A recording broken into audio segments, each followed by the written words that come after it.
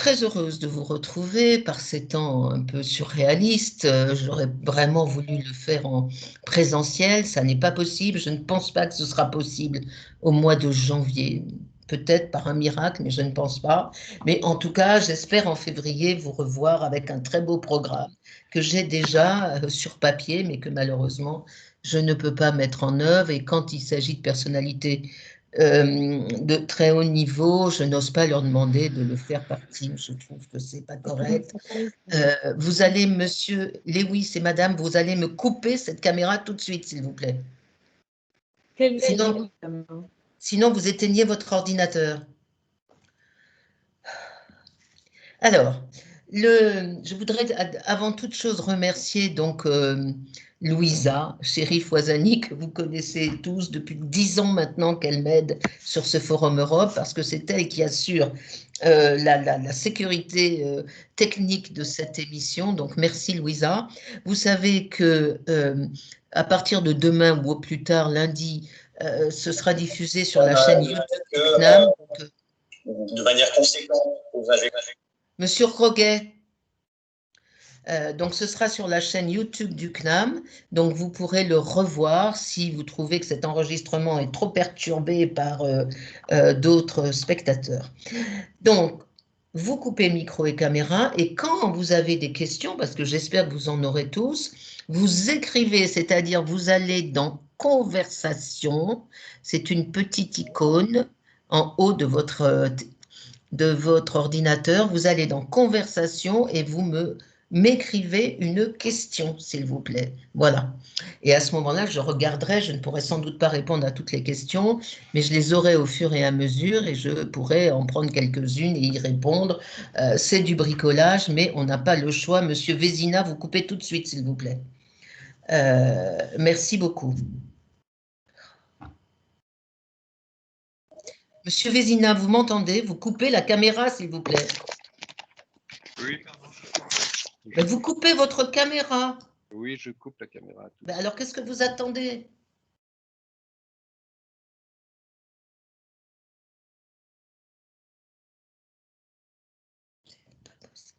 Alors, j'ai choisi un titre un peu provocateur pour ce Forum Europe qui est l'Europe d'après la Covid. Évidemment, personne ne sait, et certainement pas moi, comment sera le monde d'après. Je ne sais même pas si et surtout quand il y aura un après.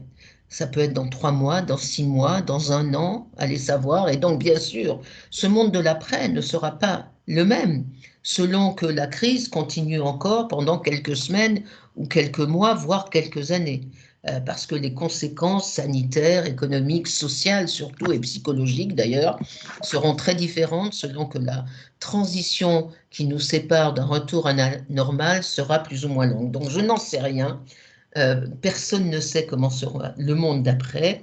Nous sommes entrés dans une incertitude maximale, aussi bien dans nos vies privées que dans nos vies collectives et dans nos vies politiques. La Terre entière vit une espèce d'incertitude de la mondialisation, ou plutôt une mondialisation de l'incertitude qui est devenue un peu la règle aujourd'hui de l'ensemble des existences humaines. Nous sommes 7 milliards d'humains à connaître la même épreuve, la même inquiétude et la même incertitude sur notre avenir. Dans mes jours très sombres, d'ailleurs, je me dis qu'après la crise du Covid, il y aura la crise du numérique, parce que nous sommes tous tellement nombreux à utiliser ces instruments qu'il n'est pas impensable qu'un accident majeur nous prive de l'accès d'Internet pendant quelques mois. Et à ce moment-là, je n'ose imaginer le scénario d'après. C'est un film catastrophe que je laisse aux cinéastes américains. Mais dans mes jours moins sombres, comme aujourd'hui, puisque je suis ravie de vous rencontrer, donc je me dis qu'après la Covid, les choses redeviendront à peu près correctes et que l'Europe, en tout cas, pourra rebondir et surmonter cette épreuve. Et donc, pour aborder cette question, j'ai 3 points très, très traditionnels. Je vais commencer par tirer quelques leçons de la crise, en tout cas des 6 ou 9 derniers mois de la crise. Ensuite, je vais poser quelques interrogations, c'est-à-dire les questions qui vont se poser pour faire avancer l'Europe dans les mois ou les années à venir. Et enfin, je terminerai par quelques propositions très personnelles, comme toujours, pour ceux qui me connaissent. Alors d'abord, quelques leçons, parce qu'il faut bien tirer des leçons, peut-être pas définitives, sans doute pas définitives d'ailleurs, puisqu'on est encore en pleine crise, mais il faut quand même tirer quelques leçons de ces 9 mois que nous venons de vivre depuis le mois de mars, parce que si on veut faire évoluer l'Europe après ceci, il faut quand même savoir quels ont été ses points forts et ses faiblesses pendant la crise. Alors, il y a énormément de leçons que l'on pourrait tirer. Je n'ai pas le temps ce soir de les développer toutes. Je vais en retenir 4. La première leçon, elle est importante, c'est que la solidarité entre les Européens est loin d'être acquise.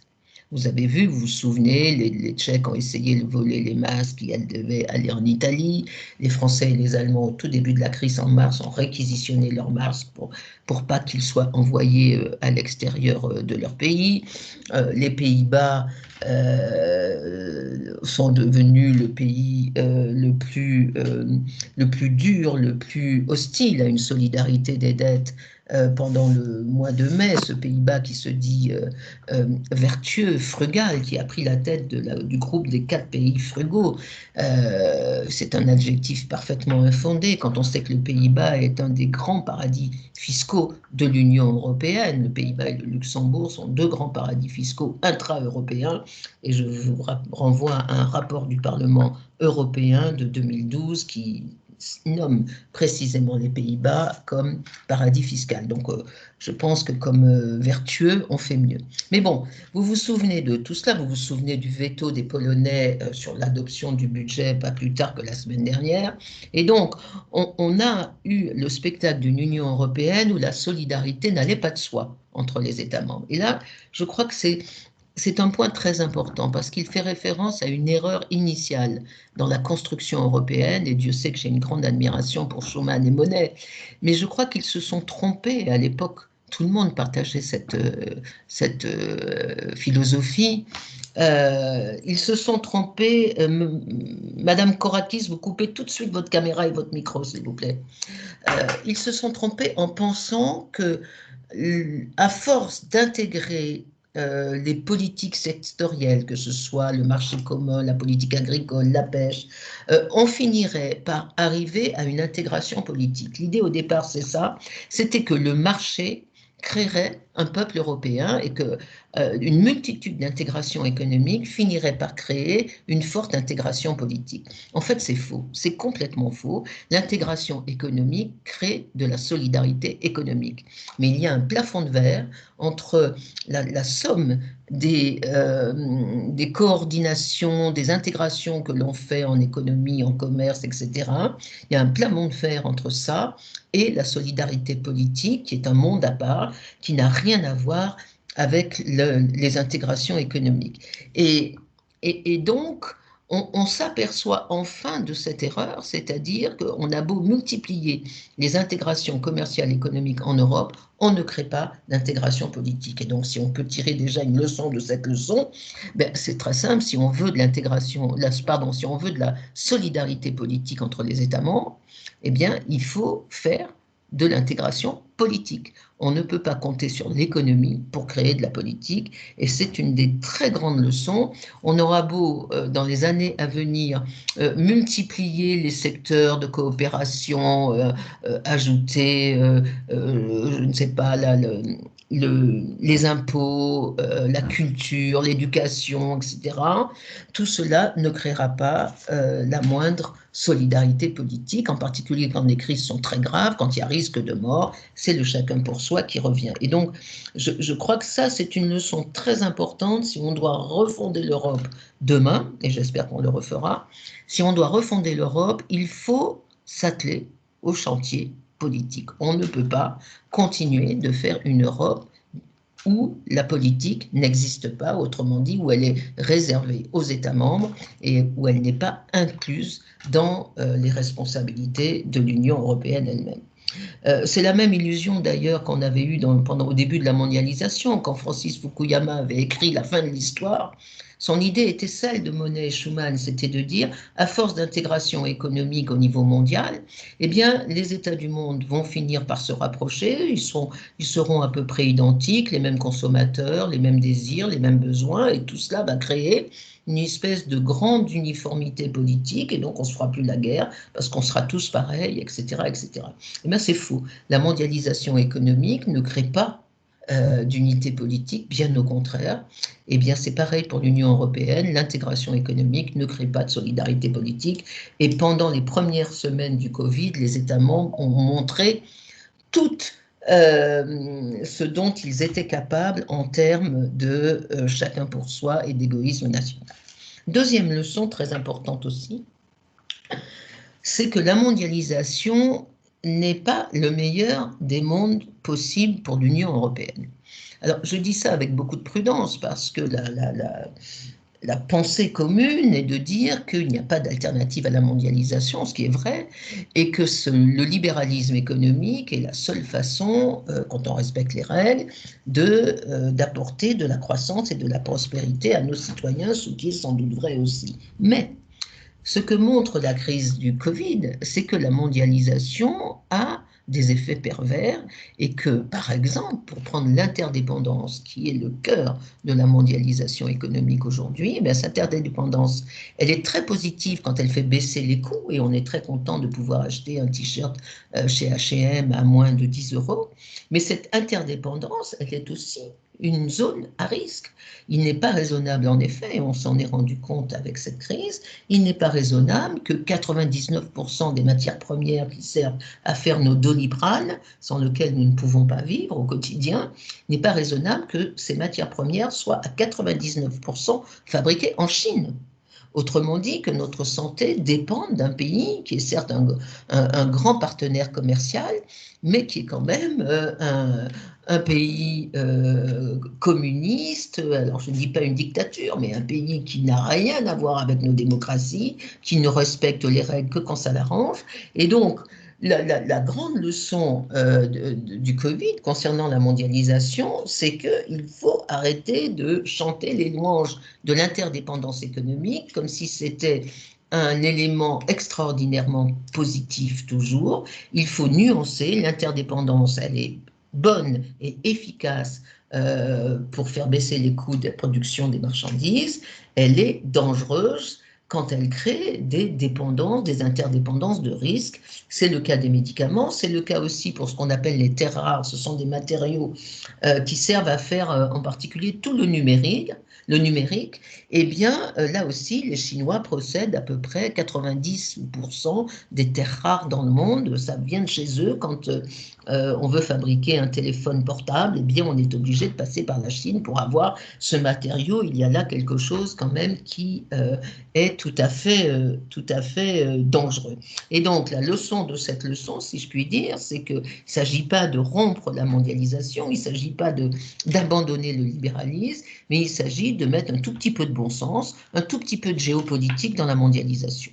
La mondialisation, c'est du commerce avec des gens qui ne sont pas tous nos amis, et donc il faut mettre un tout petit peu de géopolitique et penser le commerce également en termes de souveraineté, souveraineté européenne pour les médicaments, pour le numérique, pour l'intelligence artificielle, etc., etc. Alors ça, ce débat commence, on a vu que les Européens pensent à relocaliser ou à régionaliser certains aspects stratégiques de leur commerce, mais je crois que le débat ne fait que commencer. Il faut, en tout cas pour les Européens, être attentifs à ce que notre dépendance économique ne nous entraîne pas dans une dépendance géopolitique qui serait catastrophique, non seulement pour notre prospérité, mais pour notre santé et surtout pour notre modèle démocratique. Troisième leçon, l'Europe est seule. L'Europe est seule au monde, et ça a été un élément tout à fait important. Face à la Chine, qui a beaucoup menti, qui a triché, qui a essayé de manipuler les opinions européennes, qui a fait sa cour aux Italiens et à d'autres Européens, face aux États-Unis de Donald Trump, qui ont été pires que les Européens, qui ont essayé de voler nos masques sur les tarmacs d'aéroports, qui ont essayé de faire une OPA sur l'industrie chimique allemande, parce qu'ils pensaient déjà obtenir l'exclusivité des brevets, etc., etc. Les Européens se sont retrouvés, d'une certaine façon, en négatif, avec une certaine identité européenne. C'est très rare quand les Européens se sentent européens, c'est-à-dire ni russes, ni chinois, ni américains. Eh bien, le Covid a été un de ces moments, et je crois qu'il va falloir construire sur cette découverte que l'Europe n'était pas comme les autres. Alors évidemment pas comme les pays non démocratiques, mais au sein de l'Occident, qu'il y avait une différence entre les Européens et les Américains, et en particulier les Européens ont compris qu'il n'y aurait pas de plan Marshall, que l'Amérique ne les aiderait pas. D'ailleurs, sur les dernières crises depuis la dernière décennie, la crise économique de 2008, non seulement l'Amérique ne nous a pas aidés, mais la crise est venue de chez eux, donc c'est la cupidité des banquiers américains qui a été à l'origine de la crise. La crise des réfugiés en 2015, ils n'ont pas pris un seul réfugié, qui sont tous restés sur le continent européen. Or, ce sont des réfugiés venant de zones où l'Amérique a fait des interventions militaires qui n'étaient pas toujours légitimes. Et sur cette crise du Covid, bien évidemment, il n'y aura pas de plan Marshall, puisque l'Amérique est elle-même victime. Mais je rappelle quand même que juste à la fin de la Seconde Guerre mondiale, le plan Marshall, c'était les Américains ont donné 13 milliards de dollars à l'Europe de l'Ouest à l'époque, ce qui restait de l'Europe de l'Ouest, c'est-à-dire 1,5% de leur PIB sur 5 ans pour reconstruire l'Europe, évidemment pour qu'elle achète américain, c'était une façon aussi de reconstruire l'Amérique, mais il y avait à l'époque de la part des États-Unis une espèce de solidarité dans le besoin de reconstruction qu'on n'a absolument pas vu sous l'Amérique de Trump. Alors vous me direz maintenant l'Amérique sera celle de Joe Biden, j'en parlerai dans un instant, mais en tout cas je crois que cette leçon, il faut la maintenir. Il y a des situations de crise dans le monde et la mondialisation va être de plus en plus une situation de chaos où les Européens sont seuls et doivent s'en sortir tout seuls. Et d'ailleurs, c'est ce qu'ils ont fait puisque la crise nous arrive en mars.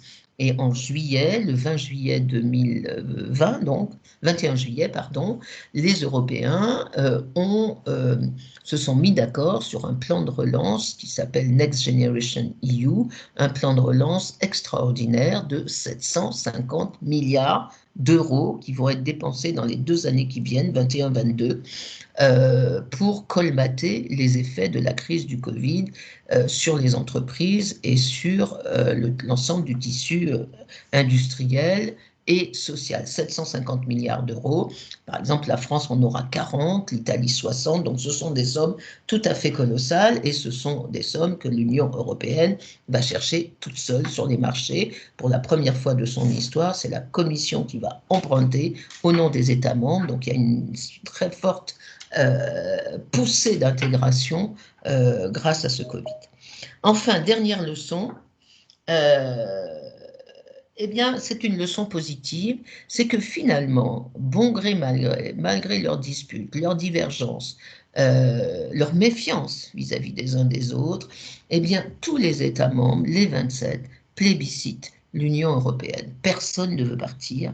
On avait cru à un moment que les Italiens, excédés par le fait d'avoir été abandonnés aussi bien pour gérer la crise des réfugiés que pour gérer la crise du Covid, on avait cru que les Italiens pourraient suivre par malheur l'exemple des Britanniques.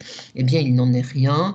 Les sondages montrent que les Italiens plébiscitent l'Union européenne et c'est vrai de l'ensemble des États membres, même ceux que l'on croit les plus favorables au statu quo ou au protectionnisme. Il y a aujourd'hui, dans la part des 27, le sentiment, plus qu'un sentiment, qui est peut-être même une certitude, c'est qu'il n'y a pas d'alternative en temps de crise à l'immense apport que peut fournir l'Union européenne. 750 milliards d'euros, aucun État membre n'est capable tout seul de les lever sur le marché, ou alors s'il le fait, c'est à un coût et un taux d'intérêt absolument rédhibitoire. Et donc, on a cette dernière leçon de ces 9 mois de crise, c'est que l'Europe est solide. elle n'est pas forcément l'Europe qu'on aime, elle n'est pas forcément l'Europe la plus efficace possible, mais en tout cas, aucun État aujourd'hui ne veut quitter l'Union européenne. Et ça, je crois qu'il faut absolument capitaliser sur ce point, quel que soit le ressentiment des opinions publiques, quel que soit le désamour réel des citoyens pour cette Europe dont ils pensaient qu'elle ne leur servait à rien, qu'elle ne servait qu'aux entreprises. Eh bien, il y a je crois, de la part des États, l'impossibilité, enfin la reconnaissance qu'il n'y a pas, d'alternative à l'Union européenne. D'ailleurs, quand vous regardez le plan des 750 milliards, donc la Commission emprunte, elle distribue une bonne partie pendant les 2 premières années, l'année 2021-2022 et le reste ensuite.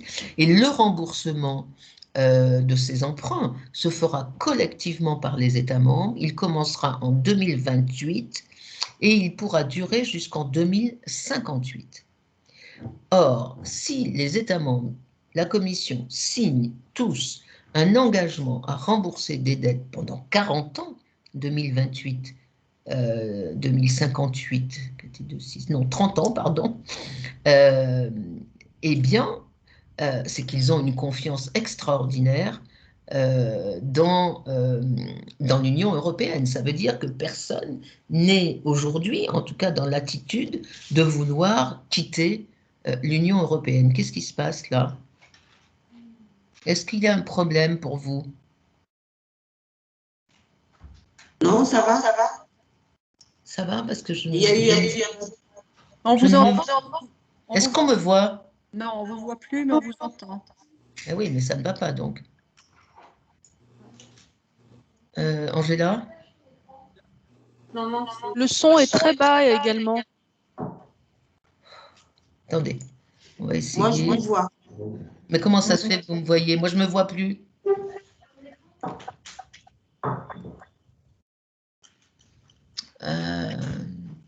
Viens voir, Angela.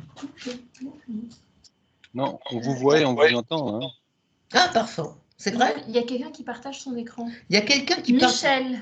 Michel, vous pouvez couper votre caméra. Je ne sais pas qui vous êtes. Super. Merci. Merci. Bon, j'en étais où? Donc, l'Union est plébiscitée par les États membres. Oui, donc 40 ans pour rembourser les dettes, c'est vous dire à quel point les États ont confiance, non pas entre eux, mais ils ont confiance à l'institution Union européenne. Et ça, je trouve que c'est plutôt positif. D'ailleurs, ça rassure les marchés. Et c'est pour ça qu'on peut emprunter à un taux ridiculement bas. Autrement dit, pour terminer cette partie, dans quel état est l'Europe avant l'après? Aujourd'hui, dans quel état se retrouve l'Union européenne avec à la fois le pire et le meilleur dont elle a été capable pendant cette crise? J'aurais pu vous raconter l'histoire, la chronologie des réponses européennes et vous montrer qu'il y a à la fois du pire et le meilleur à chaque fois dans les attitudes à la fois des institutions et des États membres. Mais donc, je n'ai pas le temps. Mais dans quel état elle se trouve aujourd'hui avant d'aborder la phase d'éventuelle reconstruction? On a devant nous une Europe qui est certainement plus forte. D'une part, elle a réussi, elle a résisté, elle a suspendu toutes les règles traditionnelles de l'Europe, toutes les règles qui font l'austérité européenne. Les États membres ne sont plus obligés de respecter la règle du déficit public qui ne doit pas être supérieur à 3% public et de la dette publique qui ne doit pas être supérieure à 60% du PIB. Donc, elle a suspendu toutes les règles, elle a fermé Schengen, elle a résisté et avec succès à ce stade. Elle a réagi donc très vite avec énormément d'audace, parce que ce que l'on vit aujourd'hui, c'est une Europe sans règles. Nous avons une zone euro qui n'est plus régulée.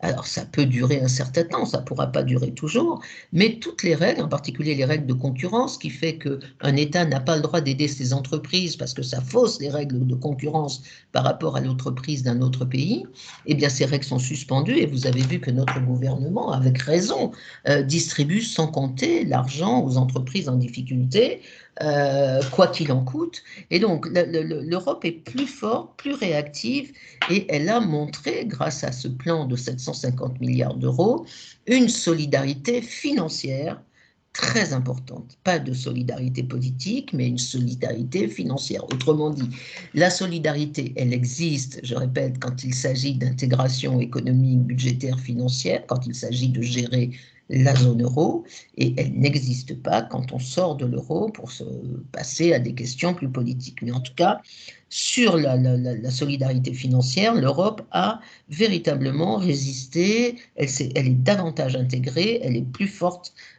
qu'avant.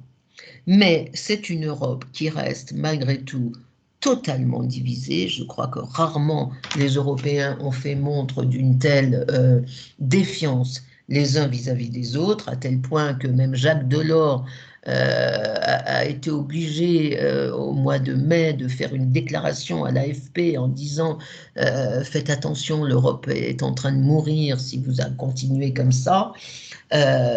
Donc elle est plus divisée que jamais. Il y a une division très nette entre les États du Nord qui se disent frugaux ou vertueux. Moi, je refuse d'utiliser ces termes pour la raison que je vous ai expliquée tout à l'heure.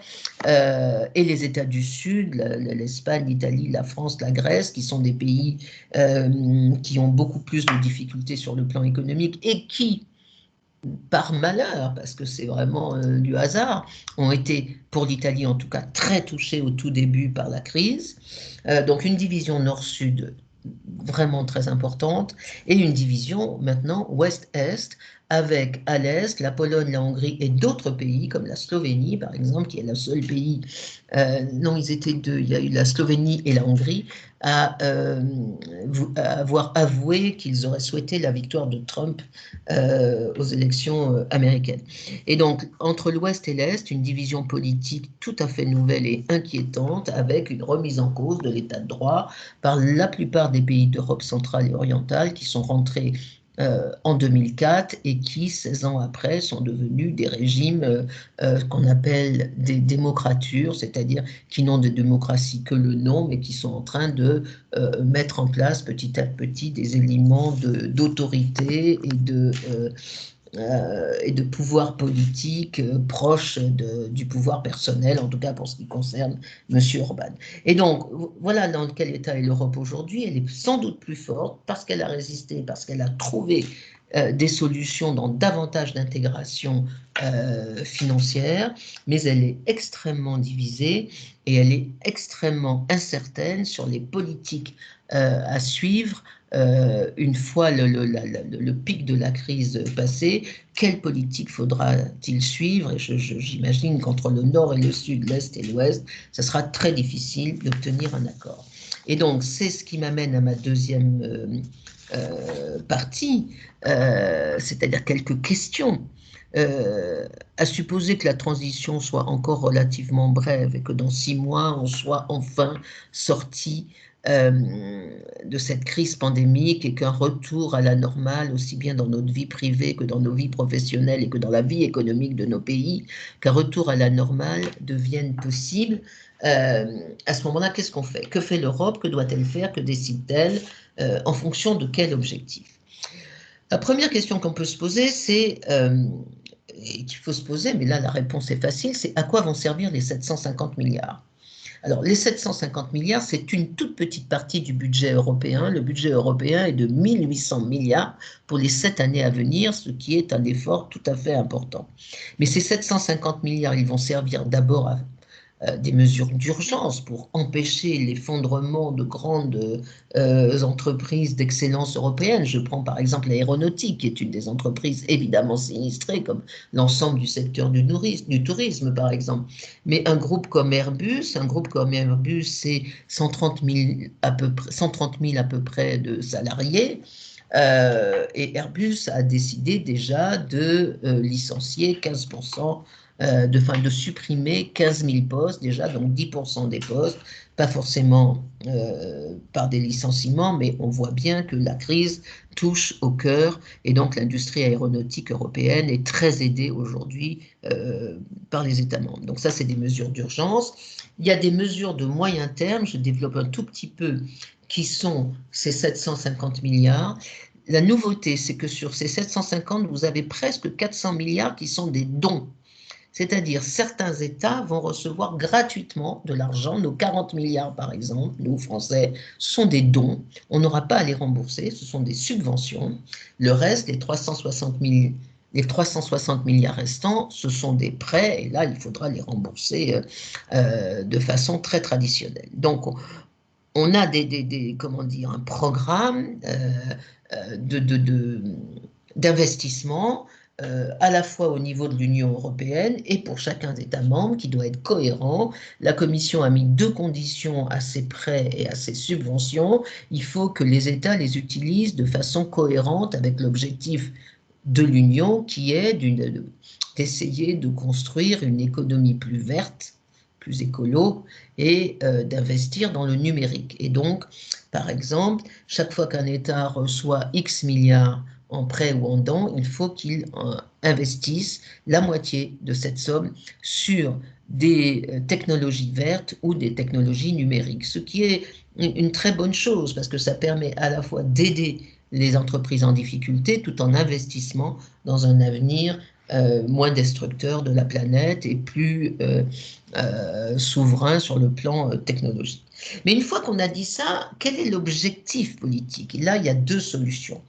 Soit on a un objectif de restauration de l'Europe d'avant, c'est-à-dire on passe la crise, c'est exactement ce qu'on avait fait en 2008 pour la crise économique, on avait pris des mesures d'urgence et puis après, à partir du moment où la crise était derrière nous, on a eu 2 années de récession, 2010-2011, on est revenu aux règles habituelles. Eh bien, la première question qu'on peut se poser, c'est est-ce que ce sera cela l'objectif de l'Europe? Est-ce qu'après la crise, on va essayer de rétablir l'Europe d'avant? Est-ce que l'Europe d'après sera l'Europe d'avant, c'est-à-dire la restauration des règles de fonctionnement de la zone euro et la restauration de notre dépendance atlantique avec les Américains? Sur ces 2 points, sur le plan économique et sur le plan stratégique, est-ce qu'on va revenir à l'avant? Alors, la restauration des règles d'avant, Madame Longin, vous coupez tout de suite cette caméra, s'il vous plaît. La restauration des règles d'avant, Madame Longin. Merci. C'est le rétablissement, bien sûr, de Schengen, le rétablissement des règles des 3% de déficit public et 60% de l'endettement, le rétablissement de l'interdiction des règles des aides d'État pour ne pas nuire à la concurrence. Autrement dit, est-ce que une fois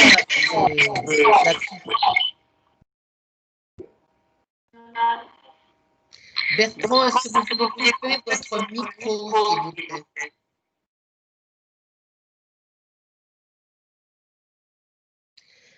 Donc, est-ce qu'on a une politique qui vise à réparer ce qui doit être réparé pour revenir au bon temps de l'Europe d'avant, avec ses règles, de la zone euro, etc., etc.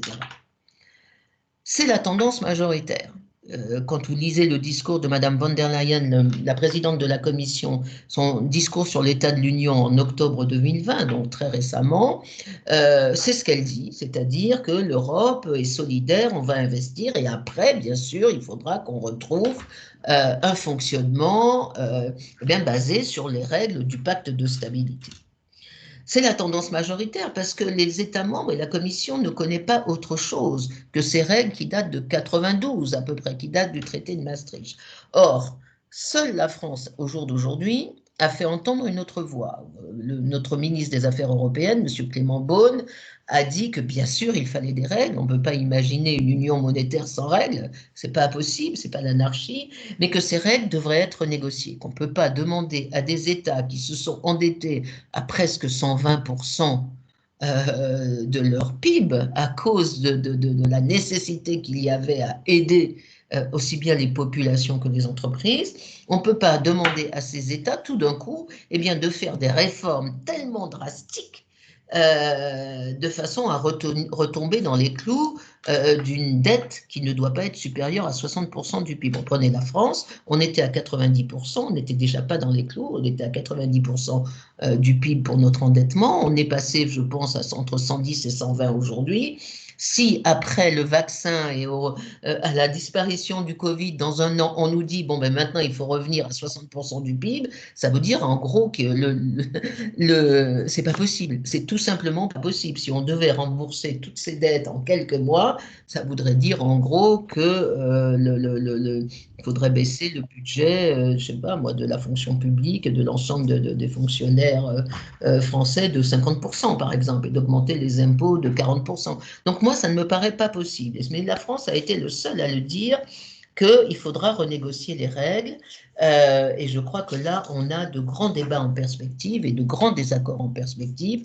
Il est probable que des pays comme les Pays-Bas, la Suède, la Finlande, l'Autriche, tout le clan des vertueux et peut-être l'Allemagne, on ne sait pas dans quel côté va aller l'Allemagne. Il y a des élections générales en Allemagne à l'automne prochain. Madame Merkel ne sera plus là. C'est une des grandes inconnues de l'avenir de l'Europe, mais en tout cas, c'est un des scénarios possibles. C'est à mon sens, c'est à mon sens le plus probable, parce que c'est l'habitude des États membres, cette idée que ben voilà, ça a marché, on a des règles, on passe la crise, on repart, on met des rustines, des médicaments, et ensuite on revient aux règles d'avant. Moi, ça me paraît de la folie, ne serait-ce que parce que les opinions publiques ne comprendront pas, n'admettront pas qu'avec une telle crise majeure, on ne tire pas des leçons plus importantes sur le fonctionnement même de l'Europe et en particulier sur la dimension sociale totalement inexistante de l'Union européenne. Donc ça, c'est le premier scénario, le scénario de la restauration ex ante. Pareil sur le plan stratégique, la plupart des États membres, maintenant que Joe Biden a été élu et qu'il est un président poli, courtois, bien élevé, enfin normal quoi, par rapport aux 4 années que l'on avait connues avec Donald Trump, brutal, imprévisible, odieux, adversaire de l'Europe. Donald Trump disait, quand on lui posait la question quelle est la plus grande menace pour les États-Unis d'Amérique, il répondait c'est l'Union européenne. Et donc maintenant on va revenir à un président des États-Unis beaucoup plus acceptable, est-ce que sur le plan stratégique, on va aussi revenir au bon vieux temps d'avant, au bon vieux temps de l'Alliance Atlantique, où les Européens se laissent doucement guider par le leadership américain et ne font pas l'effort de construire leur propre autonomie, leur propre souveraineté stratégique. C'est exactement la même question que sur le plan économique. La majorité des États membres voudra revenir à l'alliance d'avant, c'est-à-dire une Europe trop contente de ne pas avoir à s'occuper des affaires du monde, laissant l'Amérique le faire. Et je crois que ça sera la tendance majoritaire. Moi, je considère que c'est aussi une erreur, d'une part parce que les Américains sont très affaiblis aujourd'hui et qu'ils ne voudront pas nous prendre en charge tout le temps, et d'autre part parce que ce serait ne pas tenir compte de certaines leçons de la crise pandémique actuelle, à savoir la nécessité pour les Européens de construire des éléments de souveraineté. Je ne dis pas qu'il faut rompre avec les États-Unis, mais qu'il faut avoir en nous-mêmes des éléments de souveraineté de façon à assurer notre prospérité, notre santé, notre sécurité, quelles que soient les circonstances et quelles que soient les décisions américaines. Et donc ça, c'est le premier scénario, le scénario de la restauration, aussi bien sur le plan économique que sur le plan atlantique. Je crois que malheureusement, c'est le plus probable parce que c'est la pente naturelle des États membres de ne pas tout changer d'un coup. C'est beaucoup trop effrayant. Le deuxième scénario, ça n'est pas un scénario révolutionnaire, c'est un scénario tout simplement, non pas de restauration, mais de refondation, c'est-à-dire de tirer un peu les leçons de la crise que l'on vient de passer et essayer de reconstruire une Union européenne, ou en tout cas de réformer une Union européenne qui tienne compte de ces leçons. Donc oui, bien sûr, toujours le libéralisme économique, oui, bien sûr, toujours la mondialisation. Il ne s'agit pas de construire une Europe communiste et autarcique, c'est pas ça du tout, mais quand même il s'agirait de prendre l'occasion de cette crise pour apporter un certain nombre de réformes en termes de précaution et de protection. Précaution à l'égard du marché, parce que je répète, le marché n'est pas parfait, l'interdépendance n'est n'est pas une valeur en soi, elle peut nous amener dans une zone de risque qu'il vaut mieux éviter. Donc, prendre certaines précautions vis-à-vis du marché et produire soi-même ce qu'on considère comme absolument vital pour notre indépendance. Et deuxièmement, de protection des citoyens dans ce marché. Vous savez qu'un des problèmes de la mondialisation dans les pays riches, c'est que la mondialisation accroît les inégalités dans les pays riches. Elle enrichit les pays, mais elle augmente l'écart de richesse entre le 1% de très très riches et la majorité des classes moyennes. Et donc, il faudrait prendre l'occasion de cette crise pour apporter les réformes nécessaires à la fois à la mondialisation et à l'Union européenne en termes de précaution vis-à-vis de l'interdépendance et de protection des citoyens.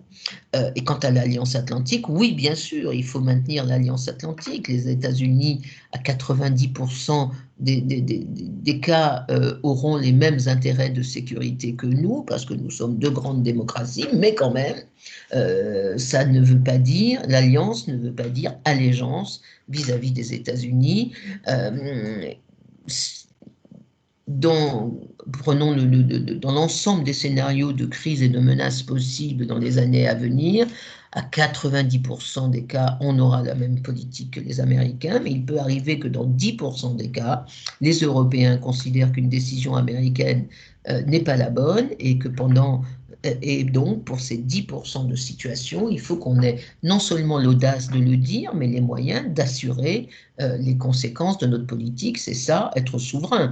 Être souverain, ce n'est pas être indépendant, c'est de décider seul. Et donc, on peut décider de suivre les États-Unis en toute souveraineté, pourquoi pas, et on peut décider en toute souveraineté que sur tel ou tel aspect, ils sont dans l'erreur et que nous ne les suivrons pas. Ça n'a strictement rien à voir avec une déclaration d'indépendance, comme veulent le faire croire un certain nombre de pays qui accusent souvent les partisans d'une Europe souveraine de vouloir casser l'OTAN, de vouloir casser le lien avec les États-Unis. C'est pas ça du tout. La souveraineté, c'est simplement la possibilité de décider seul avant d'aller voir le partenaire américain. Et donc voilà le débat de l'année prochaine.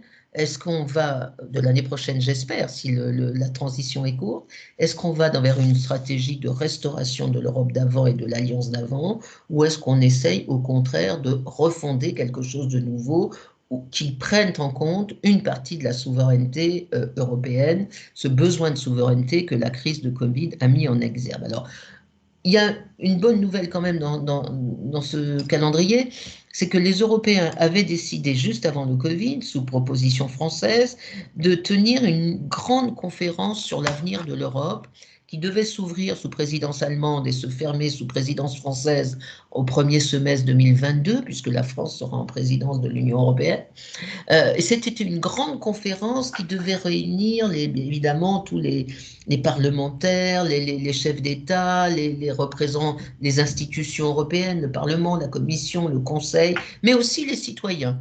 L'idée était de prendre l'exemple des conventions citoyennes et d'avoir un grand débat européen, mais qui prendrait également en compte les opinions, les propositions des citoyens européens, alors avec des méthodes de sélection extrêmement complexes, mais le plus équitable possible.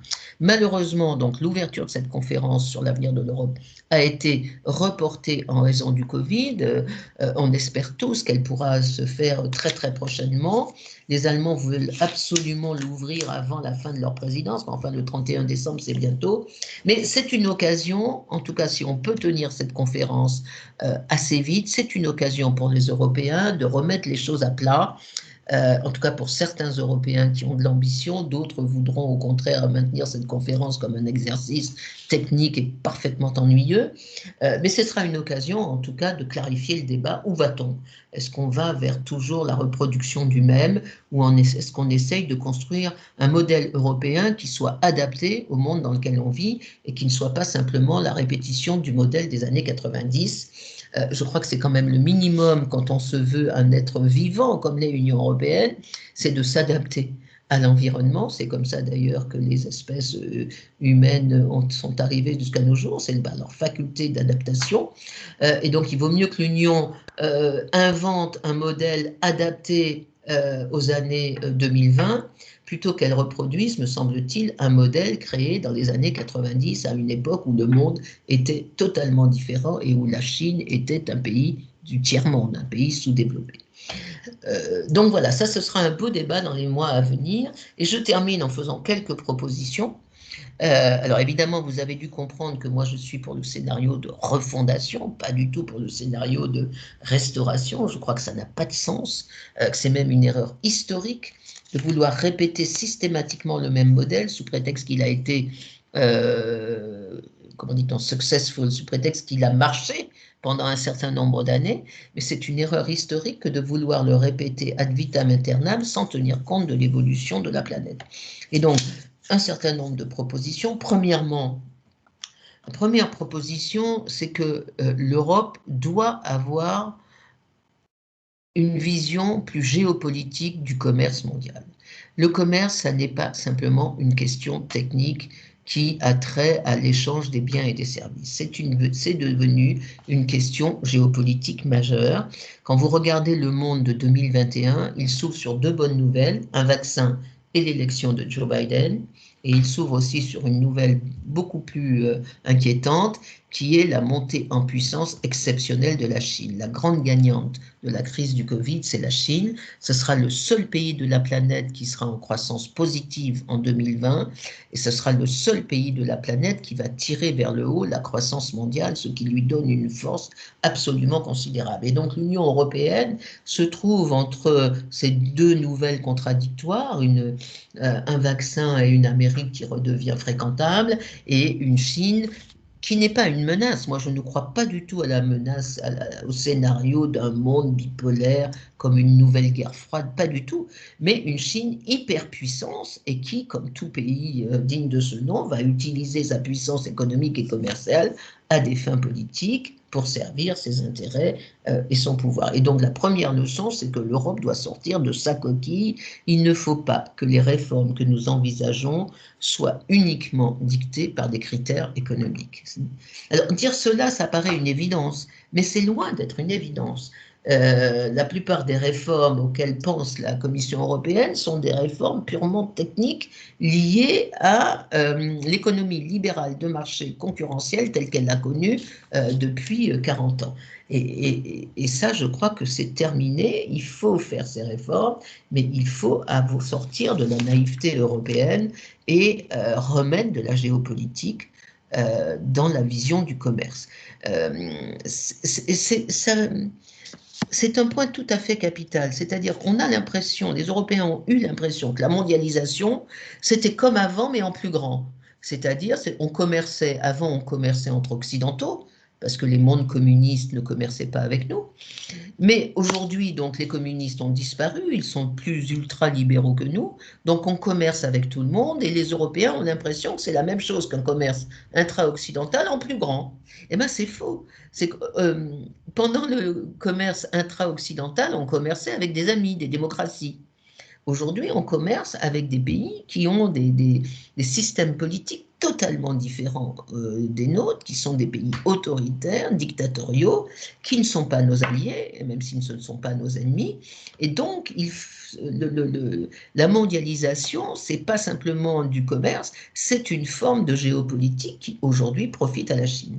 Et on peut dire tout ce qu'on veut de Trump, je crois qu'il y a une chose sur laquelle il avait raison, c'était son analyse de base, qui était de reconnaître que la mondialisation ne profite plus aux États-Unis, la mondialisation profite surtout à la puissance chinoise. Alors lui a fait une erreur, il a cru, je crois que sa réponse était très mauvaise, dans la mesure où l'Amérique était perdante dans la mondialisation, il a voulu casser la mondialisation, ce qui est absurde, on ne peut pas. Ce qu'il aurait dû faire, c'est d'essayer d'être encore plus performant dans la mondialisation, que les Américains soient encore plus performants que les Chinois. Mais en tout cas, son analyse était bonne. La mondialisation, aujourd'hui, profite essentiellement à la Chine, et donc il faut avoir cette vision géopolitique dans le commerce. On ne peut pas faire du commerce avec des règles commerciales. Ça, je crois que c'est ma première recommandation. Ça me paraît une évidence. Les deux autres propositions sont un peu dans la même ligne, mais sur le plan plus intérieur. La deuxième proposition, c'est que de même que l'on met de la géopolitique dans le commerce mondial, il faut mettre de la politique dans le marché européen. On ne peut pas uniquement s'occuper du consommateur européen. Il faut s'occuper du citoyen européen. Jusqu'à maintenant, l'Union européenne avait comme objectif le bonheur du consommateur. Donc, il faut qu'il ait des produits pas chers, d'excellente qualité, bio, avec des normes sanitaires, vétérinaires, alimentaires, chimiques exceptionnelles. C'était le consommateur le plus choyé de la planète et donc il était très heureux. Le problème, c'est que la Commission a oublié que ce consommateur était aussi un citoyen. Et que ça ne lui suffit pas d'avoir des concombres de même calibre et parfaitement indemnes de tout parasite. Ce qu'il veut, c'est participer à la vie politique de son Europe. Et donc, il faut remettre de la politique dans le marché, comme on met de la géopolitique dans la mondialisation. Et remettre de la politique dans le marché, c'est tout simplement faire de l'Europe sociale. C'est prendre le citoyen du côté social et non pas seulement le consommateur du côté économique. Je n'ai pas le temps de développer, mais il y a énormément, le terrain social, le chantier social en Europe, il est pratiquement vierge. On a énormément de déclarations de bonnes intentions, mais il n'y a pratiquement rien de contraignant. Madame von der Leyen a fait une première amorce qui était de dire il faut un SMIC européen dans tous les pays, ce qui est déjà quelque chose. Mais en tout cas, je crois que ça devrait être le grand chantier à venir, faire en sorte que les citoyens européens aient le sentiment que l'Europe leur rapporte à eux et pas simplement à leur pays ou aux entreprises de leur pays. Et dernière proposition, là je reviens un peu dans le grand horizon, faire en sorte que l'Union européenne existe de façon spécifique dans les grands dossiers qui vont agiter la planète. Le Covid est sans doute la première crise totalement mondialisée. C'est la première fois, vraiment la première fois dans l'histoire de l'humanité depuis peut-être la disparition des dinosaures, si c'est une météorite qui a fait ça. C'est la première fois dans l'histoire de l'humanité que tous les humains ensemble vivent la même menace. C'est un sentiment à la fois de proximité, l'humain existe avec ses mêmes angoisses sur toute la planète et en même temps un sentiment d'effroi parce qu'il n'y a pas de réserve possible si jamais les pandémies duraient. Nous sommes tous victimes à la même enseigne. Et donc cette crise mondialisée, elle est peut-être, c'est pas sûr, mais elle est peut-être le début d'une série de chocs mondiaux qui vont se succéder dans les décennies à venir. Alors, peut-être d'autres crises sanitaires, pourquoi pas. Il y a beaucoup de travaux qui sont faits sur le lien entre la déforestation, par exemple, et l'apparition de nouvelles pandémies. Mais ça peut être aussi, comme je le disais en introduction, une crise majeure dans les systèmes, dans les technologies d'information et de communication. Si demain nous avions le Covid et que nous ne pouvions plus communiquer comme on le fait aujourd'hui par Teams, c'est-à-dire si Internet était HS, comme on dit, pendant des mois, nous aurions là une des crises les plus graves. Je n'arrive même pas à imaginer, n'étant pas romancière, ce que ça pourrait donner. Nous pouvons avoir des crises qui sont dues à des excès, des excès dans les technologies de l'intelligence artificielle. Personne ne sait exactement jusqu'où on peut aller trop loin dans l'intelligence artificielle, dans le deep learning, et on peut avoir de crises majeures venant de certaines découvertes qui seraient faites par certains pays plutôt que d'autres. Une crise climatique peut-être beaucoup plus proche que celle qu'on pensait inévitable à la fin de ce siècle. Autrement dit, il faut que... Et tous ces débats-là, comment gouverner une crise sanitaire mondiale, comment gouverner un accident numérique, comment gouverner Internet, comment gouverner l'intelligence artificielle et mettre un peu d'éthique dans les manipulations génétiques, par exemple, dans les biotechnologies. Comment faire tout ça? Ça, ce sont les grands débats des années à venir. qui n'ont rien à voir avec les débats que l'on a connus dans les décennies passées, qui étaient de dire comment intégrer les pays d'Europe centrale et orientale, etc., etc. Ce sont les grands débats du XXIe siècle. Il faut que les Européens soient à la table des négociations. Il faut qu'ils aient quelque chose à dire, qu'ils défendent leur modèle de société, leur modèle démocratique. On ne peut pas laisser ces questions de gouvernance aux seules mains des Américains et des Chinois. Non pas parce qu'a priori, ils prendraient des décisions contraires aux intérêts européens, mais parce que tout simplement, je crois qu'à 3, on est plus puissant qu'à 2. Et à 3, on a un esprit de contradiction qui est sans doute plus important qu'à 2. Donc voilà, il faut absolument que les Européens construisent à la fois leur existence, mais surtout leur pensée, leur vision commune sur ces grands enjeux qui sont les enjeux de demain. Et je termine avec une très jolie citation de Churchill que vous avez dû déjà lire, mais que j'aime beaucoup, et qui disait « Il ne faut pas gâcher une bonne crise ». Et donc, j'espère que l'Europe d'après sera une Europe plus géopolitique, plus politique, plus sociale, plus consciente de son importance et de l'extraordinaire modèle de société qu'elle représente aujourd'hui. Nous ne sommes pas des Américains, nous ne sommes pas des Chinois et nous ne voulons pas l'être. Et donc, si nous ne sommes pas ensemble, personne d'autre que nous défendront notre modèle de société. Voilà, je vous remercie. Et alors maintenant, je vais regarder si vous avez mis les questions conversation. Alors,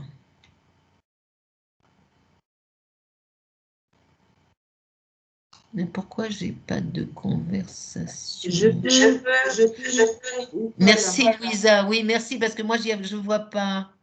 Alors la première question, c'est Arnaud C. Quelle solution, outil faudrait-il par exemple mettre en place pour initier une solidarité politique? Ah, c'est la question la plus difficile. Mais un exemple. Prenons de nouveau l'exemple sanitaire, de la crise sanitaire, du Covid ou d'une autre maladie qui pourrait revenir après. Ce qu'on a vu dans la crise, c'est qu'à partir du moment où il y a un risque de mort, c'est le chacun pour soi. C'est pas totalement étonnant. Je veux dire, moi, je n'en tire pas les leçons que les Européens sont d'horribles personnages. C'est simplement humain. Quand il y a un risque de mort pour votre propre population, eh bien, le réflexe national revient en force et parfois le réflexe nationaliste. Et donc, chacun garde ses masques, garde ses médicaments, etc., etc. Pour partager, il faut être très, très riche. C'est-à-dire que, et c'est là où vient l'idée, comment construire une solidarité politique quand elle n'est pas dictée par les événements, quand au contraire les événements créent de la panique et du chacun pour soi, eh bien il faut construire des instruments qui, en cas de crise, prennent le relais des États. Et par exemple, pourquoi les Européens ne construiraient-ils pas, sur le modèle de la Banque centrale européenne, une banque sanitaire européenne? Qu'est-ce que c'est? Ce serait des stocks de médicaments d'urgence, alors moi je ne suis pas médecin, je ne saurais pas les citer, ou des stocks d'hôpitaux de campagne, ou des stocks de lits de réanimation qui seraient financés sur budget communautaire, qui seraient, après tout, Amazon fait bien d'immenses hangars sur les territoires européens, je ne vois pas pourquoi on n'aurait pas au niveau européen des stocks de médicaments, d'instruments médicaux, voire de médecins, c'est-à-dire de médecins dans l'ensemble des pays de la planète, dans l'ensemble des pays de l'Union européenne qui seraient en cas de crise volontaires pour utiliser ces stocks et les distribuer. Autrement dit, l'idée, c'est qu'en cas de crise, même si les États font du chacun pour eux parce qu'ils ont peur pour leur propre population, il y aurait un organe européen qui pourrait diffuser du surplus qu'on aurait accumulé pendant des années et des années, diffuser pourquoi pas des hôpitaux de campagne. La France est leader et l'Allemagne aussi dans la fabrication des hôpitaux militaires de campagne. Les Allemands sont très très très forts sur ce créneau. Pourquoi pas? Ça c'est un exemple. Si la solidarité n'est pas immédiate en temps de crise, on l'aurait prévu avant et en temps de crise, on pourrait redistribuer à qui en a besoin. Ça c'est un exemple d'instrument. Alors, parce qu'en temps de crise, vous ne pouvez pas redistribuer. Enfin, les États membres ne partagent pas, ils gardent pour eux. Donc ça, c'est un premier exemple. Il y a d'autres exemples dans les réponses les recommandations que je faisais dans ma troisième partie. Dire qu'il faut mettre de la politique dans le marché, c'est une politique de prévention à l'égard des futures crises, c'est-à-dire avoir la conscience que le commerce n'est pas que du commerce, qu'il peut créer des rapports de force qui tout d'un coup chamboulent la hiérarchie des puissances mondiales et nous créent un problème de sécurité majeur. Avoir cette conscience-là, c'est une politique de prévention des crises. Vous voyez ce que je veux dire? Voilà. Autre question, Louisa? Oui, donc il y avait une question de la même personne, mais bon, comme il y a beaucoup de questions, je vais prendre une autre question. Oui, pas les mêmes. Oui, donc c'est Dubreuil qui dit, alors, un élargissement de l'Europe peut-il encore être envisagé aujourd'hui suite à cette crise sanitaire? Il se dit bien qu'en cas de difficulté, il faut se serrer les coudes. En étant plus nombreux, assumer la situation serait dans ce cas plus simple. La Russie, la Turquie, c'est une question. Je ne comprends pas la fin de la question. Je comprends la question sur l'élargissement, mais la Russie, la Turquie, c'est tout ce qu'il met. C'est des propositions. D'accord. L'élargissement, oui. C'est exactement le modèle de ce qu'il ne faut pas faire, à mes yeux. Hein. Enfin, je m'explique. Hein. J'étais pour l'élargissement de 2004, on a très bien fait, ces pays sortaient de 50 années d'occupation soviétique, ils devenaient des démocraties, ils se sont libérés tout seuls, on ne les a pas aidés, ils l'ont fait tout seuls sans tirer un coup de feu, sans qu'il y ait la moindre goutte de sang versée. Il était normal qu'on les prenne dans l'Union européenne et dans l'OTAN, on leur devait bien ça, on les avait abandonnés pendant 50 ans, on avait construit notre richesse et notre prospérité sur l'occupation soviétique des pays d'Europe centrale et orientale, donc on leur devait bien ça. Donc ça, je ne remets pas du tout en cause l'élargissement, même si aujourd'hui les Polonais et les Hongrois nous déçoivent, je ne remets pas en cause. En revanche, la suite, c'est exactement ce que je disais tout à l'heure, pour cette tendance des Européens à continuer sur un modèle sous prétexte qu'il a marché une fois. Ce modèle était parfaitement adapté aux années 80, fin des années 90, c'est-à-dire quand les pays d'Europe centrale se sont libérés du communisme et quand l'Union soviétique a disparu de la carte, 1991. Et donc ce modèle d'élargissement massif à l'Est était parfaitement légitime. Aujourd'hui, il y a une tendance, notamment à la Commission, mais aussi chez la plupart des États membres, à continuer l'élargissement parce qu'on l'a toujours fait, alors on continue, ça a marché, ça va encore marcher. Moi, je trouve que c'est quand même faire preuve d'automatisme institutionnel plutôt que de réflexion politique. Aujourd'hui, l'élargissement est une des politiques de l'Union européenne que les Européens, que les citoyens européens refusent le plus. Les citoyens européens, dans l'état actuel de la crise économique, sociale, sanitaire, ne souhaitent pas que l'Union européenne continue de s'élargir, ne le souhaitent pas. Et donc, mais c'est pas grave, la Commission continue. Et donc, comme vous le savez, au début de 2020, la Commission a dit aux États membres qu'on pouvait commencer les négociations avec la Macédoine du Nord et avec l'Albanie parce que les dossiers étaient prêts. Emmanuel Macron a essayé de dire que c'était pas possible, que vraiment il marchait sur la tête, mais il a perdu. En tout cas, presque perdu. Il a négocié quelque chose, mais on va ouvrir les négociations. Parce qu'il y a un accord de 2003 qui dit que tous les pays des Balkans ont vocation un jour à rentrer dans l'Union européenne. Tous les pays des Balkans. C'est-à-dire, il reste donc l'Albanie, le Kosovo, la Serbie, la Macédoine, la Bosnie-Herzégovine, et il doit peut-être m'en manquer un. La Croatie est déjà là, la Slovénie aussi. Non, mais c'est ça.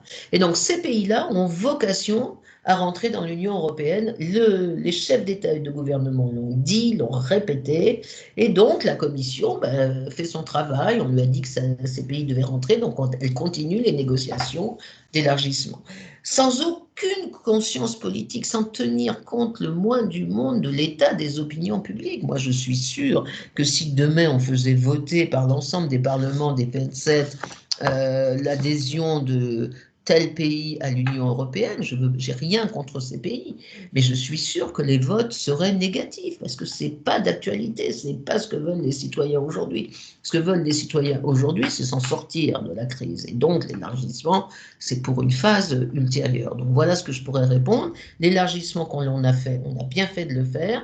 L'élargissement futur, peut-être qu'on pourra le reprendre, quand les choses, si un jour la croissance revient et que la crise sanitaire est derrière nous, mais ça n'est absolument pas la priorité du moment, et je trouve que de continuer les négociations d'élargissement sous prétexte qu'elles ont commencé en 2004 et que voilà, on termine ce qu'on a commencé sans aucune prise en compte de l'état des opinions publiques est une erreur politique très grave. Oui. Alors, je n'ai pas compris la question sur la Russie et la Turquie. La Russie, il n'a jamais été question qu'elle soit membre de l'Union européenne. Quant à la Turquie, comment dire, ce serait drôle si ça n'était tragique. La Turquie est candidate à l'Union européenne depuis, je ne veux pas faire d'erreur, mais je crois 75. À l'époque, on ne répondait pas. Et quand l'Union ne répond pas, c'est plutôt qu'elle est contre, mais on n'avait pas répondu. On a signé avec la Turquie énormément. Il y a un accord de libre-échange avec la Turquie très important. Donc, on a beaucoup de relations, de partenariat commercial avec la Turquie, mais pas de négociation d'élargissement. Pourquoi? Parce que les Européens étaient très divisés, notamment entre la France et les Britanniques. Les Britanniques étaient militants en faveur de l'élargissement de l'Union à la Turquie, parce que pour eux, plus l'Union est grande, moins elle a une chance de devenir une Europe politique. Et la France, c'était l'inverse. La France était très réticente vis-à-vis de l'élargissement à la Turquie parce qu'elle pensait que c'est un trop gros pays et que ça déséquilibrerait l'équilibre actuel de l'Union européenne et qu'en particulier, ça ferait une Europe tellement diverse, tellement différenciée qu'elle aurait du mal effectivement à s'affirmer sur la scène mondiale comme un acteur politique avec une vision du monde, une vision de son rôle dans le monde, etc., etc. Et donc on s'est battu pendant des années entre Français et Britanniques pour savoir si on allait ouvrir des négociations avec la Turquie. On n'a rien fait. Et puis finalement, en 2003, comme vous savez, les Américains attaquent l'Irak. Et après cette invasion de l'Irak, les Européens, un peu penauds, veulent se faire pardonner. Et les Américains font une campagne très forte, soutenue par les Britanniques, pour nous demander d'ouvrir les négociations avec la Turquie, ce qu'on fait. Finalement, je n'ai plus la date exacte, mais on va ouvrir des négociations officielles avec la Turquie, je crois en 2005.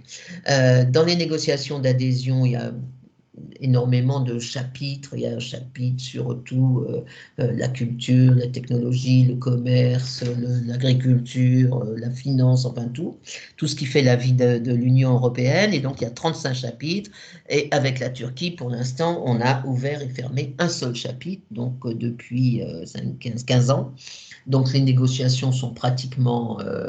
elles existent toujours, la négociation n'est pas arrêtée, mais il ne se passe rien. Et pourquoi a-t-on ajourné? Parce que quand on a ouvert le chapitre commerce, les Turcs ont refusé que les bateaux de Chypre, qui est un État membre de l'Union européenne, puissent accoster un peu partout en Turquie et à Chypre du Nord, donc dans la partie annexée par la Turquie. Donc les Européens n'ont pas accepté. On a suspendu les négociations et depuis, il s'est passé ce que vous savez, la Turquie s'est éloignée des critères européens, etc., etc. Donc, moi, personnellement, je crois que que l'on ferme ou que l'on ouvre l'enceinte de négociation avec la Turquie, ça n'a pas beaucoup d'importance. Je crois que la Turquie ne sera pas membre de l'Union européenne, elle ne le veut plus, en tout cas elle est loin de remplir les conditions qui nous permettraient de la prendre comme membre, et les Européens ont compris que peut-être c'était sans espoir. Vous avez une autre question, Louisa? Oui, donc une question de Benjamin Meni. Pour avoir une vision géopolitique, comment envisagez-vous le pilotage politique et exécutif de ce dispositif? Est-ce que ça n'inclut pas une intégration politique d'abord, aspect qui est absent aujourd'hui, non? Il ne faut pas... Je ne crois pas que c'est en créant des montages institutionnels compliqués que l'on résout ce type de problème. C'est plus une question de culture qu'une question de dispositif à créer. L'Union européenne a été inventée à la fin de la Seconde Guerre mondiale. Le premier traité, c'est celui de la CECA en 1950, avec pour but, le seul but de Schuman et Monnet au départ, c'était plus jamais ça, plus jamais la guerre entre la France et l'Allemagne. Ça faisait déjà 3 guerres entre la France et l'Allemagne, dont 2 mondiales, donc plus jamais ça. Il faut sortir les Européens de la volonté de puissance, il faut les sortir de la pensée, de l'action guerrière. Et donc, comment on a fait à l'époque? C'est on a intégré le charbon et l'acier de la France et de l'Allemagne, et puis du Benelux qui s'est joint à l'affaire. Mais c'était quoi l'idée? C'est qu'on intégrait les matières qui servent à faire la guerre. On les mettait ensemble, c'est-à-dire qu'ils ne pouvaient plus se faire la guerre, puisqu'il n'y avait plus de nationalité sur ces matières qui servaient à faire les obus et les canons. C'était un pot commun géré par une commission, une haute autorité qui est l'équivalent de la Commission européenne aujourd'hui. C'était quoi l'idée? Donc c'était abolir la guerre en Europe et abolir la pensée de la guerre entre la France et l'Allemagne et donc entre les Européens. C'était une idée géniale.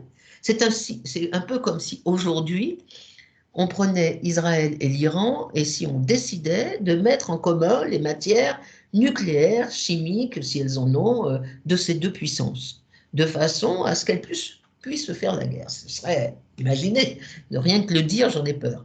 Mais eh bien, c'était ça. Et donc, quelle a été la conséquence de ça? C'est que la construction européenne s'est faite avec l'idée de sortir l'Europe de la guerre.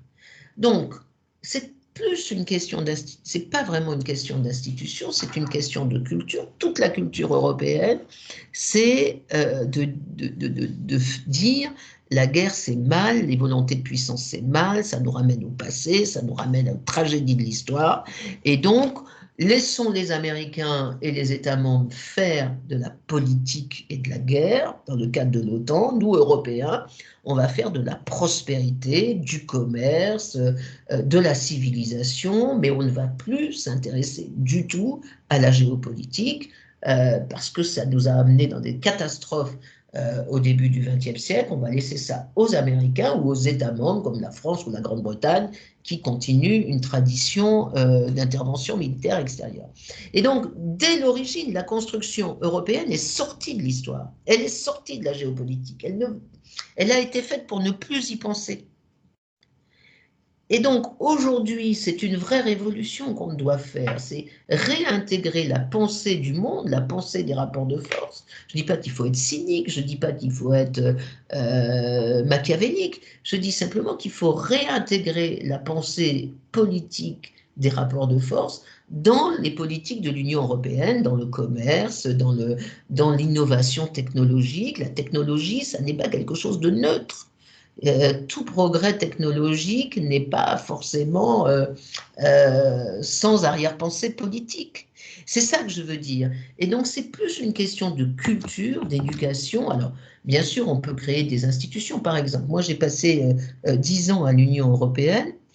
Et ce qui était extraordinaire, mais je crois que ça n'a pas changé, c'est que chacune des grandes institutions de l'Union, le Parlement, la Commission, le Conseil, a ces organismes de prospective. c'est-à-dire des fonctionnaires ou des universitaires, des experts qui pensent le monde pour eux, qui disent, bon ben voilà, dans 20 ans, le monde sera comme ça. Et chacune des grandes institutions fait son exercice, en tout cas faisait quand j'y étais.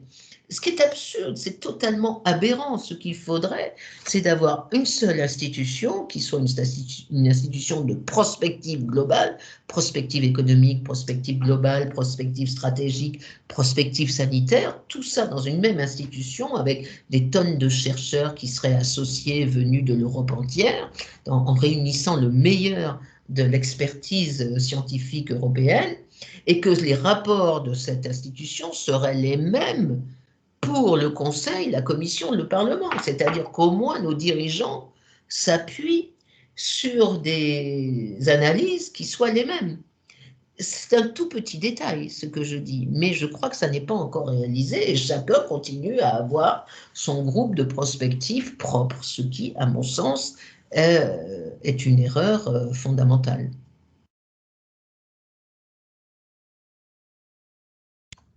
Louisa ? Oui, donc une question de Emmanuel Ferrand. Donc, croyez-vous que les lobbies vont pouvoir accepter une Europe protectionniste? Alors, quand nous parlons de mondialisation, c'est la liberté de commercer et effectivement accroître les inégalités sociales et économiques. Est-il possible que la Commission européenne puisse réaliser des réformes structurelles économiques, sociales, pour ne plus revenir vers un monde libéral après la Covid-19? Il y a trop de questions dans votre question, Monsieur Ferrand. D'abord, je n'ai pas du tout parlé de politique protectionniste. Jamais, je ne crois pas avoir employé ce mot. J'ai dit qu'il faut prendre des précautions vis-à-vis du marché et des mesures de protection des citoyens, mais pas des mesures protectionnistes comme Donald Trump a voulu le faire. Je prends un exemple je ne sais pas dans quoi le mettre cet exemple. Enfin, il y a quelques années, peut-être en 2017 ou 2018, il y a eu un projet de fusion entre deux grandes entreprises européennes, françaises et allemandes. C'était le projet de fusion entre Siemens et, j'ai oublié l'autre, pardonnez-moi, Alstom. Et la Commission européenne a dit non, qu'on ne pouvait pas faire ça, alors que ça permettait de créer un leader mondial. Elle a dit non parce que cette fusion aurait porté concurrence à l'industrie tchèque, l'équivalent tchèque. C'était une décision de la Commission absolument hors du monde, absolument sidérante. C'est-à-dire que la Commission a décidé en fonction des critères européens, comme si l'Europe était une bulle qui volait dans l'extra-atmosphérique, alors que le projet d'Alstom et Siemens était de construire un leader mondial par rapport à la Chine pour concurrencer la concurrence chinoise. Eh bien, la Commission n'a pas regardé la concurrence chinoise, elle a regardé la concurrence interne à l'Union européenne, les Tchèques, et elle a dit non.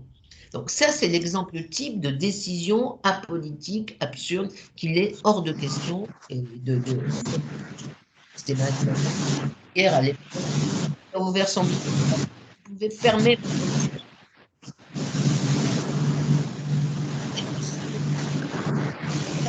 Vous pouvez fermer votre micro, merci. On était-je? Alors attendez, votre question c'était oui. Donc je n'ai. Votre question c'était. Oui. Les lobbies contre le protectionnisme. Donc, ça, par exemple, aujourd'hui, qu'est-ce que ça voudrait dire? Eh bien, ça serait l'inverse, c'est-à-dire la Commission ordonnerait de faire cette fusion et négocierait dans le budget peut-être des compensations vis-à-vis de l'industrie tchèque qui pourrait en être lésée. Mais autrement dit, c'est cette vision politique qu'il faut avoir. Je n'ai jamais dit qu'il fallait prendre des mesures protectionnistes, sauf sur certains domaines très précis qu'il faut définir en commun. Il faudrait que le Conseil européen ait une réunion et dresse une liste des éléments stratégiques cruciaux, ce qu'on appelle les infrastructures critiques, que l'Union européenne doit protéger du commerce mondial. Donc, je répète, ça peut être les médicaments, ça peut être les ports, les grands ports européens. Rotterdam est un des plus grands ports au monde, mais Le Havre aussi, Or, le Pirée aussi. La Chine achète, elle a acheté complètement le port du Pirée, mais elle achète des morceaux de nos ports au Havre. La Chine a acheté déjà, je crois, un ou deux terminaux du port du Havre. Elle en a acheté dans la plupart des ports européens. Si on avait défini une liste des biens qu'il faut absolument protéger pour notre sécurité et pour la sécurité de notre commerce, ben peut-être qu'on interdirait à la Chine de le faire. Le marché n'est pas totalement ouvert. On ne peut pas vendre et acheter n'importe quoi. C'est ça que je veux dire. C'est pas du protectionnisme, c'est de la souveraineté. C'est de faire attention à certains équipements dont on ne veut pas qu'ils soient sur le marché. Ça peut être évidemment nos centrales nucléaires, mais tout le monde n'en a pas en Europe. Ça peut être des grands aéroports. Même si bon, l'exemple de l'aéroport de Toulouse a été un échec pour les Chinois, ils ont revendu, mais la protection de nos aéroports peut faire partie de la défense des installations critiques européennes. C'est ça que j'appelle la précaution, c'est-à-dire de dresser la liste soit des matières premières, soit des instruments que nous avons dans notre économie et que nous voulons absolument protégés. Nous ne voulons pas qu'ils soient achetés ou même investis par des étrangers que l'on, par définition, on ne contrôle pas. C'est ça que je voulais dire. Alors, est-ce que les lobbies seront contre ces... Oui, bien sûr, il y a énormément de lobbyistes à Bruxelles, c'est un monde dans le monde, ils sont extrêmement puissants, ils sont extrêmement corrompants, ils savent manipuler quand certains parlementaires ou certains... ils essayent en tout cas de manipuler les gens pour obtenir des votes qui soient conformes à leurs intérêts. On l'a vu dans le secteur chimique, on la voit tous les jours dans le secteur agroalimentaire. Bien sûr que les lobbies seront contre, mais ce n'est pas ça le vrai problème. Le vrai problème, c'est la machine européenne elle-même qui n'arrive pas à intégrer pour l'instant ces considérations géopolitiques. Mais je suis confiante là-dessus, parce qu'une des leçons du Covid, c'est de montrer vraiment que tout n'est pas vendable à tout le monde. Voilà. Si on pouvait au moins tenir cette leçon, tout n'est pas vendable à tout le monde. La mondialisation, ce n'est pas le free market. Il faut protéger des éléments essentiels. Je crois que si on arrive à ça, ce sera déjà un très grand progrès. J'ai le temps pour une dernière question, je crois, parce qu'il est -5 à ma montre. Si quelqu'un en a une autre, vous en avez d'autres? Il y en a beaucoup. Ah non, ça ne pourra pas. Donc, j'ai une question de Philippe Lévesque qui dit: n'est-ce pas le rapport Barnier, ignoré jusqu'à ce jour, une agence FEMA à l'européenne? Une agence quoi? FEMA, F-E-M-A, à l'européenne. Alors, Michel Barnier a fait beaucoup, alors je ne sais pas du tout à quoi monsieur fait allusion. Michel Barnier a fait beaucoup de rapports avant d'être le négociateur pour le Brexit. Il avait notamment fait un de ses plus célèbres rapports, c'était sur la protection civile, avec la nécessité pour l'Europe, effectivement, d'avoir un corps, oui, un corps, comme on a un corps d'armée, un corps de, comment dit-on, de volontaires pour les catastrophes naturelles, civiles, etc., un corps européen qui permettrait d'aider, de venir en aide aux instruments nationaux en cas, par exemple, si les immenses incendies que l'on voit de par le monde à cause de la mondialisation, supposons qu'un jour il fasse tellement chaud en Europe qu'on ait également ce phénomène, ben, qu'il y ait un corps de protection civile européen. Je ne sais pas si c'est à ça que vous faites allusion, parce que FEMA, F-E-M-A, ça ne me dit rien du tout. Est-ce que monsieur peut préciser sa question? Vous savez, je ne sais pas tout en Europe. Hein. Sinon, donnez-moi autre chose, une dernière, Louisa.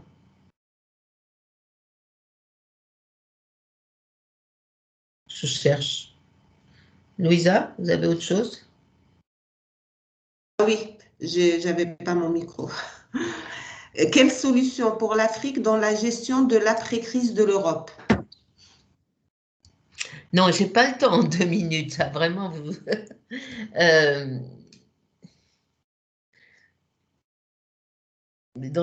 Quelle solution pour l'Afrique? Dans la gestion de l'après-crise de l'Europe, puisque les Africains dépendent de l'Europe. Oui. L'Union européenne est le premier donateur au monde pour l'aide au développement des pays en voie de développement. Nous sommes premiers. Nous donnons 50% de l'aide publique mondiale au développement. 50% de tout ce qui est donné, ça vient de l'Union européenne et de ses États membres. Nous sommes le premier donneur pour l'aide humanitaire dans le monde. Chaque fois qu'il y a une catastrophe naturelle, c'est l'Union européenne qui est la première et qui paye le plus pour secourir les gens. Et cela fait des décennies que ça dure. La politique d'aide au développement de l'Union européenne, elle est pratiquement aussi vieille que la communauté économique européenne, un peu moins, mais bon. Et nous avons, à côté de cette aide publique au développement, nous avons un partenariat global avec les pays qu'on appelle ACP, Afrique, Caraïbes, Pacifique, et plusieurs accords qui ont été signés, notamment les accords de Lomé, qu'on a réformés incessamment. Ces accords de partenariat sont extrêmement complexes, ils sont individualisés avec chacun des pays africains. Je n'ai pas le temps de rentrer dans le détail, mais il y a quand même une vraie question. C'est vrai que l'Afrique est notre frontière sud et que c'est un continent immense, 1,1 milliard d'habitants aujourd'hui en Afrique, 2 milliards prévus en 2050. Nous sommes Européens de l'Union, nous sommes à peu près 450 millions d'habitants. Nous sommes un demi-milliard, ils sont 1,1, ils seront 2. C'est notre frontière sud et donc c'est un marché potentiel, mais c'est aussi une zone de crise potentielle dont les effets en retour se font sentir sur le continent européen. Effets en retour en termes de réfugiés, effets en retour en termes d'immigration économique, et donc, nous ne pouvons pas nous désintéresser de l'Afrique. Mais la question est, est-ce qu'on peut s'intéresser à l'Afrique uniquement sous la forme de l'aide au développement? Moi, je ne crois pas.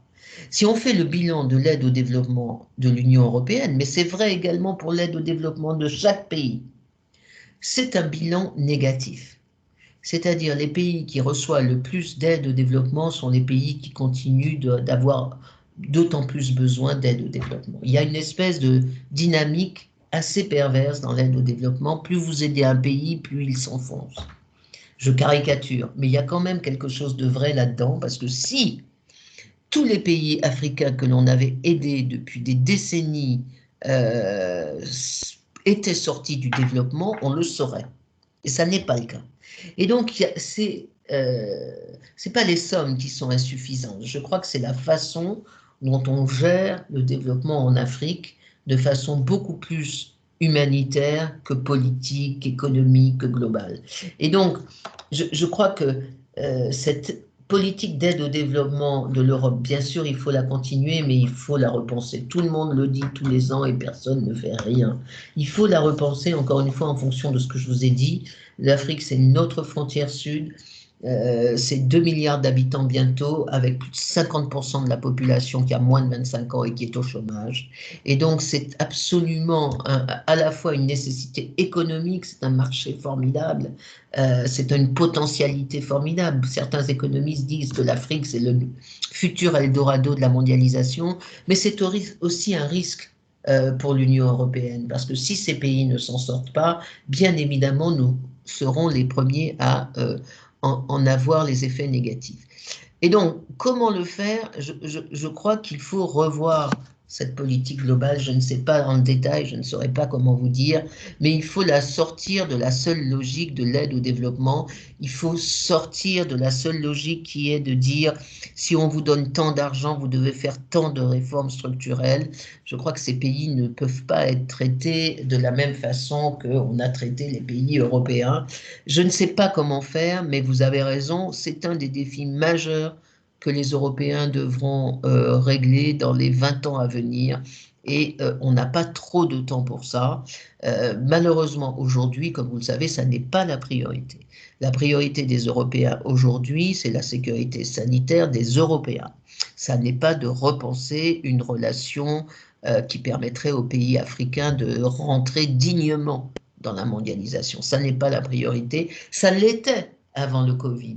Il y avait cette volonté de recréer un partenariat, de repenser le partenariat Union-Afrique, et notamment par le biais des accords de Lomé. Mais aujourd'hui, malheureusement, c'est beaucoup moins la priorité, ça pourrait le revenir, mais voilà, donc je n'ai pas la solution. Ce dont je suis sûre, c'est qu'on ne peut pas uniquement considérer l'Afrique sous l'angle de l'aide au développement, parce que c'est en gros quand même un échec. Je crois que c'est l'heure. J'espère que ça a à peu près marché, que vous m'avez tous entendu, que vous n'êtes pas trop frustrés, que je vous ai intéressé, sinon convaincu. Encore une fois, je ne suis pas sûre que je vais faire d'autres forums Europe en Teams, sauf si j'y suis contrainte, parce que je trouve que c'est vraiment très frustrant, et pour vous et pour moi. J'ai dans la liste d'attente, j'ai une invitation donc de principe pour Monsieur Clément Beaune, qui est notre nouveau ministre des Affaires européennes et qui est absolument formidable. J'ai pour Monsieur Carlos Moedas, qui est l'ancien commissaire européen pour la recherche et la technologie, qui est lui-même extraordinaire. Il est d'accord en principe pour venir en mars physiquement pour parler de l'Europe de la recherche et de l'innovation. Donc vraiment, la seule chose qui soit positive dans l'Union européenne à l'entendre, c'est notre extraordinaire intelligence et notre extraordinaire capacité à rattraper les autres. Donc ça, c'est pratiquement acquis. J'espère pouvoir le faire donc en présentiel, mais vous serez informés par mail. Pour ce qui est du 21 janvier, je doute encore une fois qu'on puisse le faire en présentiel, mais on verra. Je ne peux pas vous en dire plus. Si cette conversation vous a intéressé, on peut la prolonger le 21 janvier. Moi, je peux tout à fait revenir et continuer le débat ou continuer cette conversation sur l'Union européenne. Après tout, vous pouvez nous faire part de vos remarques par mail adressées à Louisa. Pardon, Louisa, de vous demander de lire tous ces mails. Voilà. Mais en attendant, donc, je vais vous souhaiter, malgré la situation, de très bonnes fêtes de fin d'année, si possible en famille, si possible avec énormément de précautions et de protection, exactement comme ce que doit faire l'Union européenne. Et je vous remercie beaucoup de vous être inscrits à cette conférence du Forum Europe. Elle sera au plus tard lundi sur la chaîne YouTube du CLAM. Merci beaucoup Louisa. De rien, avec plaisir. Et à bientôt tout le monde. Très bonne fête à tout le monde.